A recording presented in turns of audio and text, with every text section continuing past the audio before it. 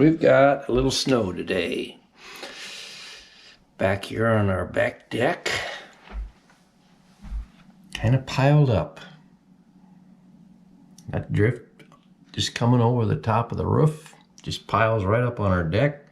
That thing's about as tall as I am. This is a good old winter storm, blizzard. We had 9 inches the other day, and we'll probably get another 9 today. So, pretty if you don't have to do anything, go anywhere and have to work.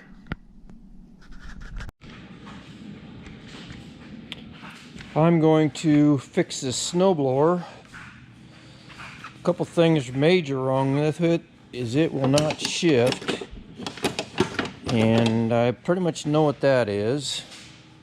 The other thing, I don't think it engages the blower, and I'm not sure about the drive if it engages or not either, but I think I can figure it all out once I tip it up. But I've got to tip up this snow blower, and I think it's still engaged. Yeah, it's still engaged.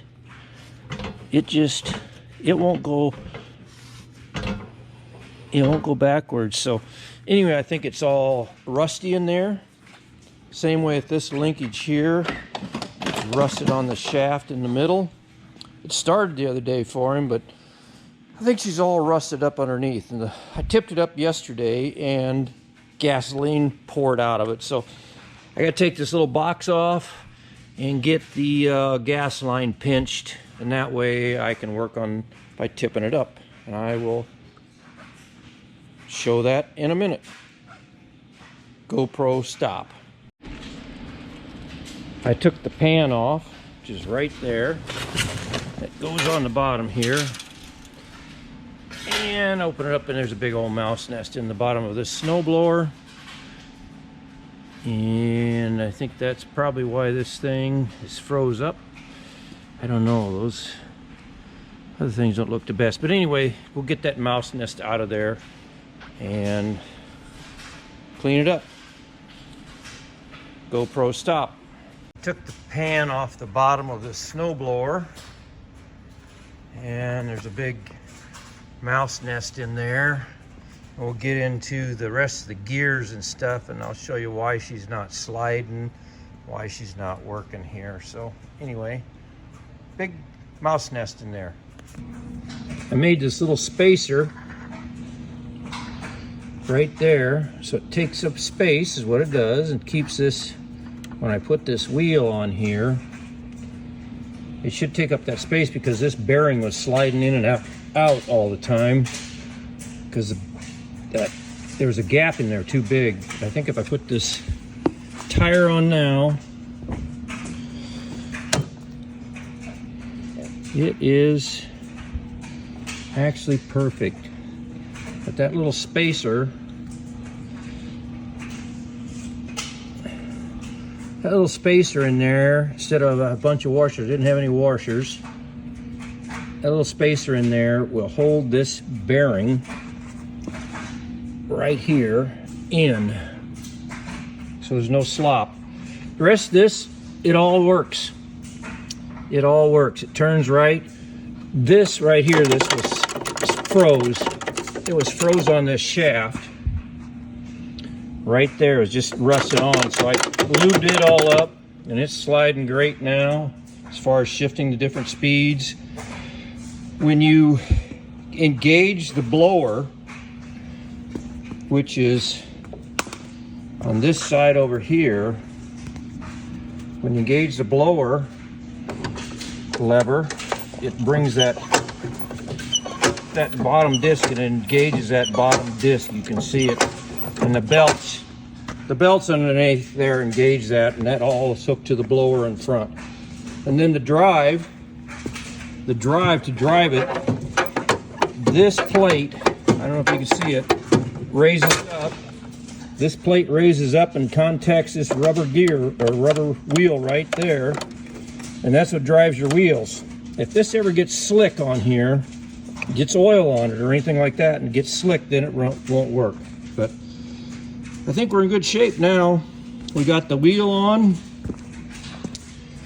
and I just gotta put this pin in here.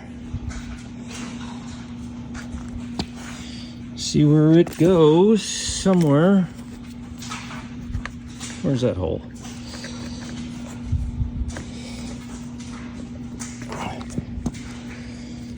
Well, once I get this pin in here, this thing will be ready to go. With that little spacer in there, right there, if you can see that, but that little spacer right there will hold this from sliding back and forth.